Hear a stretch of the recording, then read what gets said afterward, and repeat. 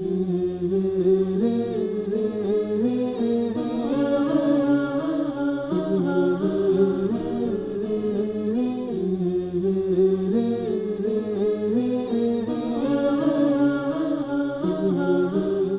باللہ من الشیطان الرجیم بسم اللہ الرحمن الرحیم رب اشرح لی صدری ویسر لی امری واحلل عقدۃ من لسانی یفقہوا قولی رب زدنی علما۔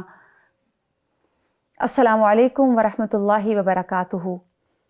Eternal lessons dealings of the prophet صلی اللہ علیہ وآلہ وسلم کی نئی ایپیسوڈ کے ساتھ میں رابعہ کلیم آپ کی خدمت میں حاضر ہوں۔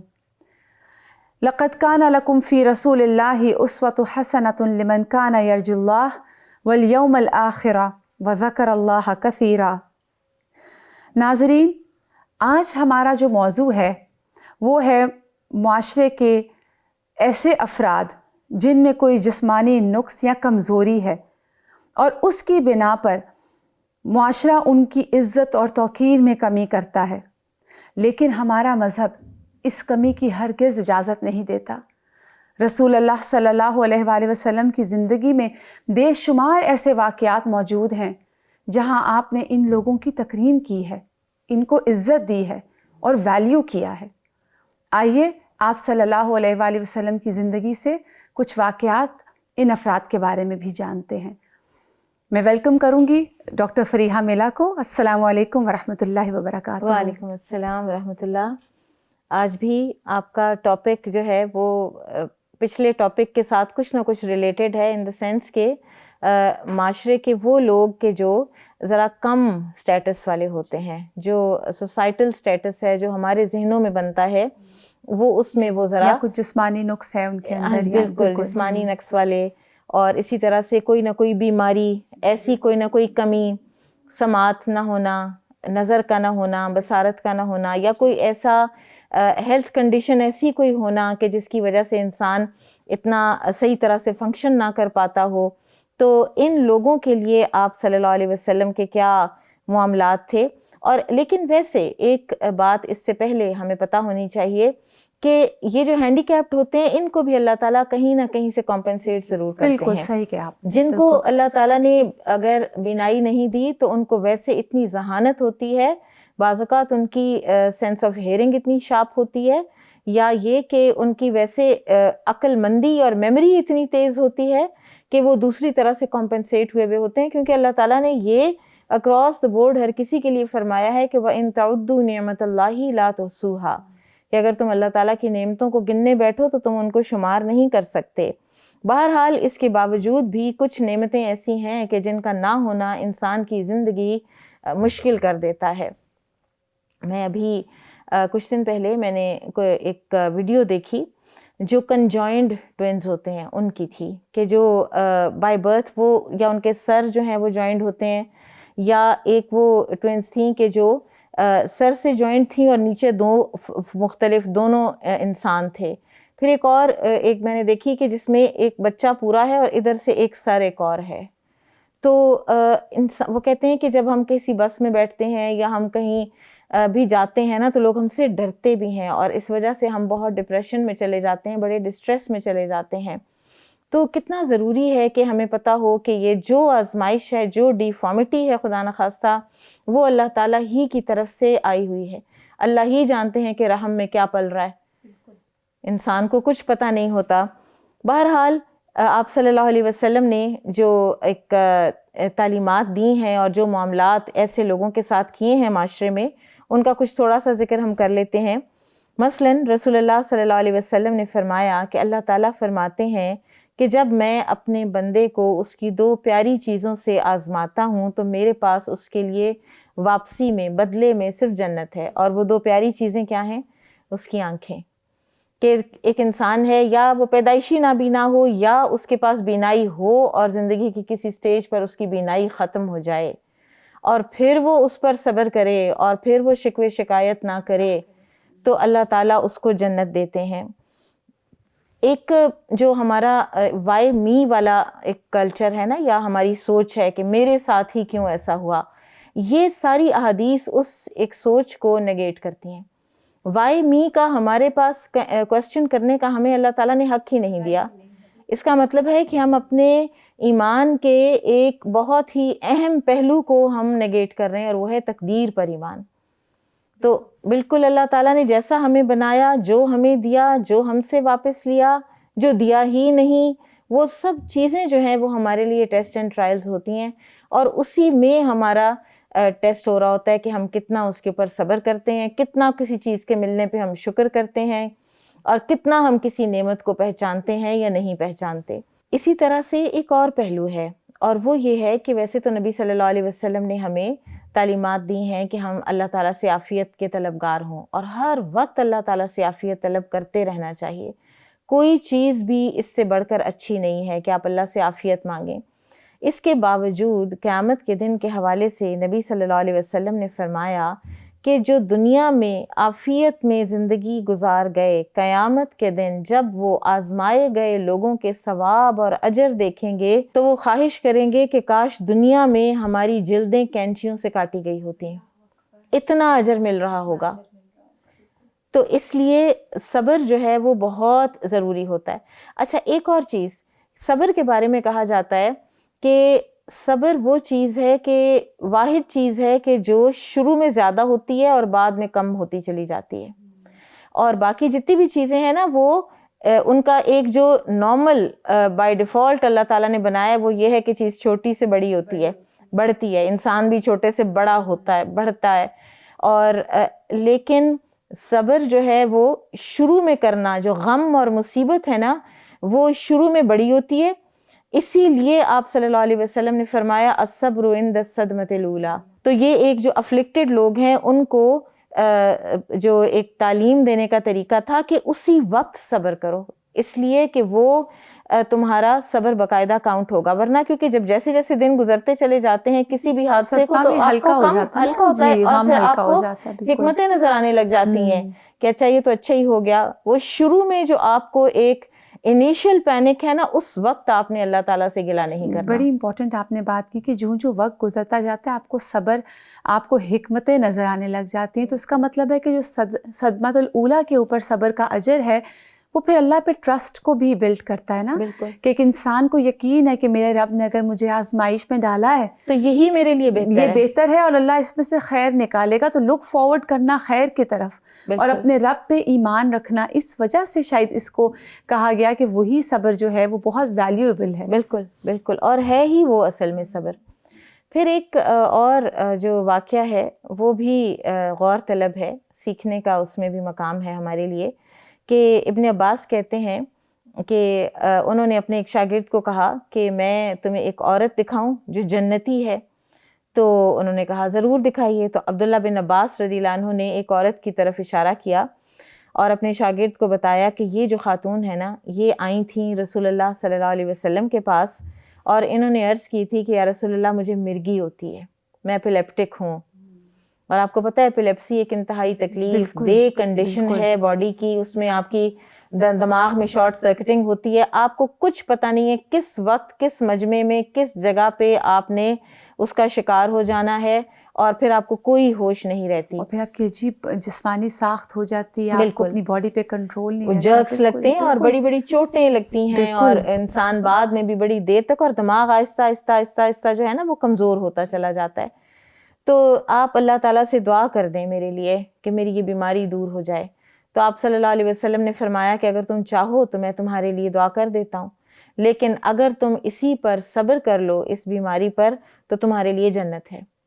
تو اس خاتون اللہ کی بندی نے کہا کہ یا رسول اللہ صلی اللہ علیہ وسلم میں پھر صبر کر لیتی ہوں، اور صرف آپ اللہ تعالیٰ سے یہ دعا کر دیجئے کہ جب مجھے وہ سیجر ہوتا ہے تو میں گرتی ہوں اور میرا سطر کھلتا ہے تو میرا سطر نہ کھلے.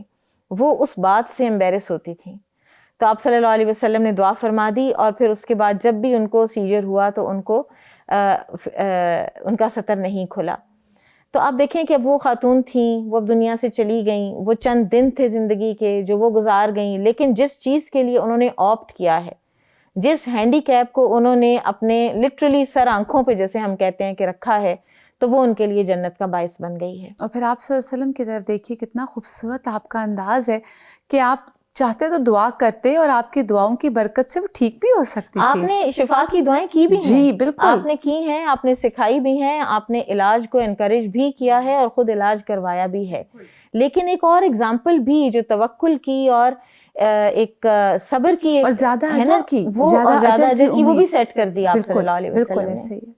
کیونکہ آپ دیکھیں کہ آپ صلی اللہ علیہ وسلم کی دعا سے ان خاتون نے ٹھیک ہو جانا تھا, لیکن ویسے ابھی تک ایپیلیپسی کوئی ٹریٹیبل ایز سچ نہیں ہے. اس کنڈیشن کو جو میں ایک بچی ہیں جن کو میں جانتی ہوں ان کو ایپیلیپسی ہے, اور وہ واقعی بہت ہمت والی ہے, بہت صبر والی ہے. اس نے کبھی اس کا تذکرہ نہیں کیا اپنے اس کنڈیشن کا, اور وہ اپنے بچے بھی پال رہی ہے اور وہ سارے کام بھی کرتی ہے.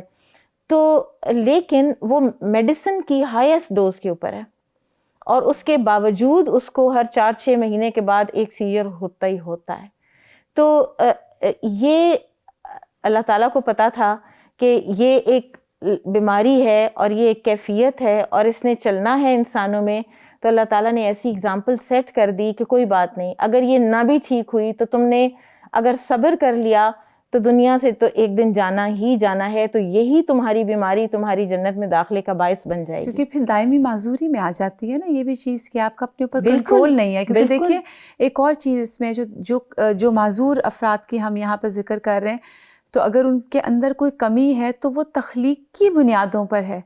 وہ ایسی کمی نہیں ہے جو مزاج کی یا اخلاق کی اور وہ خود لے کر آئے ہوں اور پھر اس کو وہ خود ہی ٹریٹ کر لیں. جی بالکل. تو اس میں بھی پھر یہ ہے کہ انسان اللہ پر توکل کرے, یقین کرے اور اپنے اجر کی امید اللہ سے رکھے صبر کے بعد. اور ایک اور چیز بڑی خوبصورت تھی کہ آپ صلی اللہ علیہ وسلم اگر کوئی ہینڈی کیپ تھا نا تو اس کو اتنے پازیٹیو نام سے بلاتے تھے کہ مثلاً ایک مرتبہ آپ صلی اللہ علیہ وسلم نے کسی کے بارے میں کہا کہ ہمیں بصیر کی طرف لے چلو, ہم ان کی طرف جانا چاہتے ہیں. اور وہ جو صاحب تھے نا وہ نابینا تھے. اللہ اکبر, کتنی خوبصورت اور طریقہ ہے. آپ صلی اللہ علیہ وسلم نے, صحابہ کہتے ہیں یا شارحین کہتے ہیں کہ آپ صلی اللہ علیہ وسلم کا اشارہ اس طرف تھا کہ چاہے آنکھیں اس کی نہیں دیکھتی لیکن اس کا دل بڑا روشن ہے. تو کیسا دل بڑا ہو جاتا ہے. ہم آپ دیکھیں کہ کسی فزیکلی ہینڈی کیپڈ کے لیے کیا کیا نام رکھتے ہیں. ہم نے پیچھے بھی جو بات کی تھی کہ سیدہ صفیہ رضی اللہ عنہا کے شارٹ ہائٹ کے لیے جو آپ صلی اللہ علیہ وسلم نے سیدہ عائشہ کو فرمایا تھا, تو آپ دیکھیں کہ وہ تو بالکل ایک چھوٹی بات تھی بنسبت اس کے کہ جو ہم کسی انسان کو اس کی باڈی شیمنگ کر کے تو اس بچے کو یا اس خاتون کو یا اس مرد کو کہاں سے کہاں ہم پہنچا دیتے ہیں. اور وہ بات کرنے کے لائق نہیں ان کے رہتا, اختیار میں نہیں ہے, وہ چیز جو اس کے اختیار ہی میں نہیں ہے. اور پھر یہ دیکھنے میں آتا ہے کہ آپ لوگوں کی بات بڑوں کی تو ہم بعد میں کریں کہ چھوٹے چھوٹے بچوں کے اندر یہ چیز پائی جاتی ہے. یا شاید یہ پیچھے سے تربیت کا اثر ہے, یا اس پوائنٹ کو دیکھا نہیں جاتا, یا اس کی اصلاح نہیں کی جاتی. بہرحال یہ ہمارے ایک معاشرے کا ایک المیہ ہے. پھر ایک اور چیز ہے کہ آپ صلی اللہ علیہ وسلم ان کو جتنا نارمل لائف میں وہ آ سکتے تھے نا اس پر ان کو انکریج کیا کرتے تھے. اب 2 نابینا صحابیوں کا پتہ چلتا ہے. ایک وہ تھے جو عتبان بن مالک تھے جنہوں نے آ کر عرض کی کہ یا رسول اللہ صلی اللہ علیہ وسلم, میرے اور مسجد نبوی کے درمیان ایک پر نالا بھی ہے اور بارش ہوتی ہے اور میری نظر اتنی بالکل ہی ختم ہو چکی ہے تو میں نہیں پہنچ پاتا, تو آپ آئیں اور ایک دفعہ میرے گھر میں آپ جو میں نے مصلی بنایا اس میں نماز پڑھ دیں. تو آپ صلی اللہ علیہ وسلم نے ان کو تو اجازت دے دی, اس لیے کہ وہ ایک تو اولڈر تھے اور دوسرے یہ کہ وہ ذرا زیادہ دور تھے اور ان کا راستہ زیادہ مشکل تھا.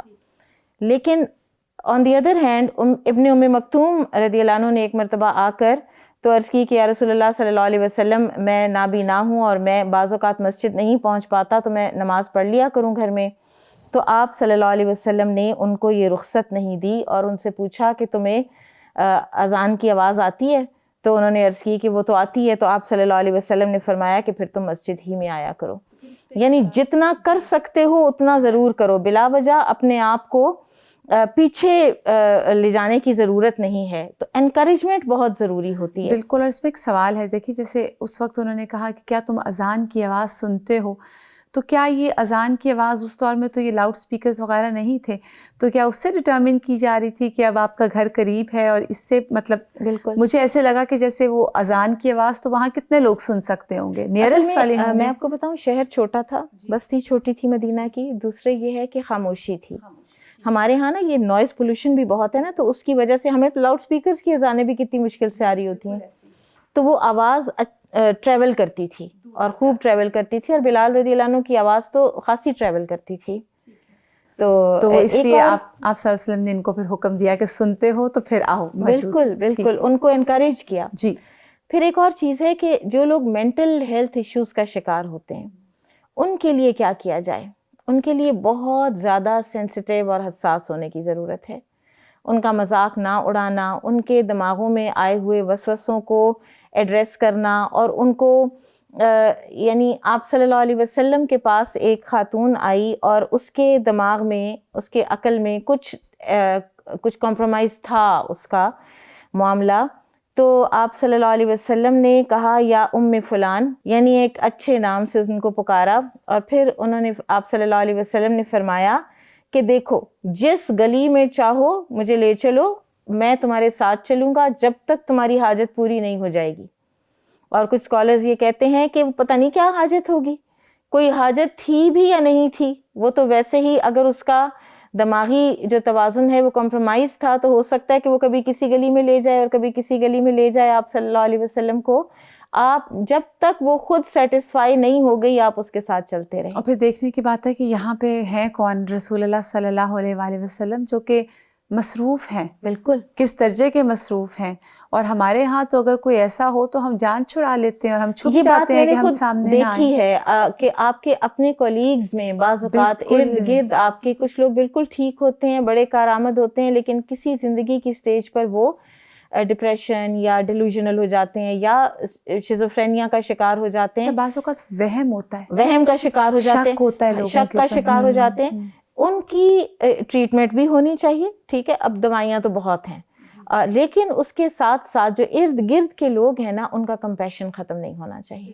اللہ سبحانہ و تعالیٰ نے ابن ام مکتوم کی خاطر آپ صلی اللہ علیہ وسلم کو سرزنش کی. بالکل، عبس و تولی. عبس و تولی. اور اس وقت کہتے ہیں کہ ولید بن مغیرہ اور اس کے ساتھ شاید ابو جہل یا اس طرح کے کچھ لوگ تھے جو آپ صلی اللہ علیہ وسلم کے پاس بیٹھے تھے، اور اس وقت یہ آئے ہیں ابن ام مکتوم اور انہوں نے کچھ پوچھا ہے کہ یا رسول اللہ صلی اللہ علیہ وسلم میری رہنمائی فرمائیے. اور انہوں نے تو دیکھا بھی نہیں جو آپ صلی اللہ علیہ وسلم کے چہرہ مبارک پر کچھ ناگواری کے آثار آئے ہیں، انہوں نے تو دیکھا بھی نہیں. بالکل، کیونکہ دیکھ تو اللہ تعالیٰ کو وہ بھی بات جو ہے وہ پسند نہیں آئی. اور ایک اور چیز جو ہم بات کر رہے تھے نا کیپیسٹی کی، کہ آپ صلی اللہ علیہ وسلم ان کی کیپیسٹی انکریز کرتے تھے اور ان سے کام کرواتے تھے، تو یہ ایک امیزنگ بات ہے کہ آپ صلی اللہ علیہ وسلم نے 2 مرتبہ ابن ام مکتوم رضی اللہ عنہ کو مدینہ میں اپنا نائب مقرر کیا ہے جب آپ غزوات کے لیے تشریف لے گئے ہیں. اور اسی طرح سے بلال رضی اللہ عنہ کے ساتھ ساتھ یہ بھی مؤذن تھے. اور غالباً احد کی بات ہے جب انہوں نے کہا تھا کہ مجھے لے جائیے، میں صرف جھنڈا پکڑ کے کھڑا رہوں گا. جی میرا خیال ہے. جی بالکل، کتنی خوبصورت بات ہے نا کہ اپنا حصہ ڈال رہے ہیں. اور مجھے بہت ان کا کریکٹر خوبصورت لگ رہا ہے کہ یہ ماشاءاللہ کانفیڈنٹ ہیں، انہوں نے کہیں اپنی معذوری کو اپنے کسی راستے میں نہیں آنے دیا. بالکل. اچھا ایک دفعہ نا آپ صلی اللہ علیہ وسلم کے پاس کوئی آئے اور انہوں نے کہا کہ ہمارے جو کمزور لوگ ہیں یہ کچھ کام نہیں کرتے، تو آپ صلی اللہ علیہ وسلم نے فرمایا کہ تم مدد بھی کیے جاتے ہو اور رزق بھی دیے جاتے ہو اپنے ضعیف اور کمزوروں کی وجہ سے. کتنی خوبصورت بات ہے. بالکل، ان کے اخلاص کی وجہ سے، ان کی نمازوں کی وجہ سے، ان کی دعاؤں کی وجہ سے تم رزق دیے جاتے ہو. تو لہٰذا معاشرے میں کوئی بھی ایسے افراد ہوں، کسی گھر میں کوئی اسپیشل بچہ ہو، کوئی ہینڈی کیپڈ ہو، کوئی اولڈ ایج کی وجہ سے ہو جائے، کوئی بایولوجیکلی ویسے پیدائشی ایسا ہو جائے، تو اس کو بوجھ نہ سمجھیں، اس کو اپنے لیے جنت کا راستہ سمجھ کے اس کو ٹریٹ کریں. اور آپ کی اس بات سے ایک پوائنٹ جو میں ایڈ کرنا چاہوں گی وہ یہ کہ اس میں پیرنٹس کا بھی بہت رول ہے کہ وہ اپنے بچوں کو یہ مت ان کے اندر ڈالیں کہ تم میں کوئی کمی ہے، اس وجہ سے تم اسپیشلی ٹریٹ کیے جا رہے ہو. اس کا بہت نیگیٹو امپیکٹ ہوتا ہے بچوں پر. اور پھر وہ بے شک پیرنٹس کی اپنی ایک فیلنگز ہوتی ہیں، ان کی محبت ہوتی ہے. ایک اسپیشل چائلڈ جو ہے وہ زیادہ لے لیتا ہے اٹینشن، لیکن اس پہ کانفیڈنس اور اس کو بھی باقی بچوں کی طرح ٹریٹ کر کے بتایا جائے کہ تم بھی بہت کچھ، وہ بہت سے لیولز اوپر آ جاتا ہے. اور پھر مجھے لگتا ہے کئی مرتبہ مدرز، آبویسلی ایک مدر کے دل کا کیا حال ہو سکتا ہے اگر اس کے پاس ایک اسپیشل چائلڈ ہے، تو اس پہ کئی دفعہ مدرز بہت جزا فضا کر کے بہت ناشکری کے کلمات ادا کرتی ہیں.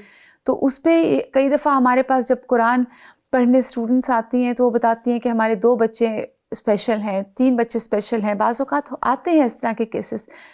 تو جب قرآن وہ پڑھ جاتی ہیں تو وہ کہتی ہیں کہ جتنی میں ناشکری تھی اور میں ہمیشہ کہتی تھی وائی می، تو یہ قرآن کے بعد میرے دل کو، اور وہ کہتی ہے کہ چیزیں وہی ہیں، مجھے لگتا ہے میرے بچے بھی سیٹل ڈاؤن ہو گئے ہیں، میرے معاملات سیٹل ڈاؤن، انسان وہی ہوتا ہے، لیکن اللہ کے وعدے اور اللہ پہ ٹرسٹ اور اللہ کے جو اللہ نے عطا کیا اس کو ہیپیلی لینا، وہ انسان کو وہ تکلیف وہی رہے گی، آپ کو طاقتور بنا دیتی ہے وہ چیز. بالکل، بے شک ایسا ہی ہے.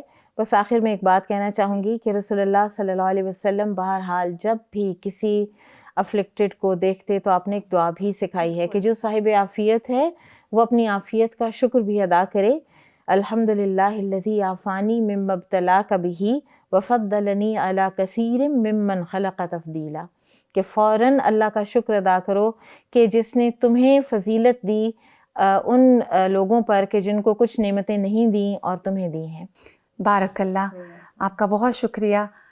ناظرین انشاءاللہ آپ سے ملاقات ہوگی نیکسٹ ایپیسوڈ میں. سبحانک اللہم و بحمدک، اشہد ان لا الہ الا انت، استغفرک و اتوب الیک. السلام علیکم ورحمۃ اللہ وبرکاتہ.